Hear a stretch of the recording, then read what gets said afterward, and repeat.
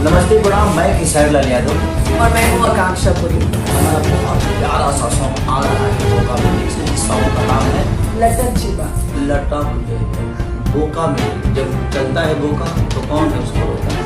तो हमारे कृष्णा बेदर जी जो प्यारे राइटर से गाना बना बहुत प्यारा सॉन्ग। आप लोगों को 2008 और 2009 की याद आएगी इस गाने में। और आकांक्षा जी ने हमारी भोजपुरी के नाम के लिए इन्होंने इतना प्यारा और इतने सहमत से काम किया है और इतनी ऊर्जा से काम किया है कि बहुत कम ऐसे एक्टर मिलते हैं अपने काम को इंजॉय करते हैं। और आकांक्षा जी ने पूरे उस गाने को इंजॉय किया है। तो उस गाने से जितने भी जुड़े हुए हैं हमारे लोग हैं,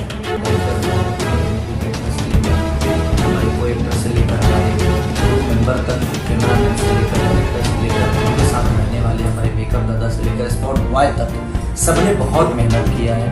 तो बस आप अपना प्यार और आशीर्वाद दीजिए, बहुत सारा प्यार दीजिए हमारे सॉन्ग को। हमारा सॉन्ग जल्द ही रिलीज होने वाला है, परसों बहुत जल्द आपके सामने आने वाला है हमारा सॉन्ग। तो देखिए और ढेर सारा प्यार दीजिए। मौका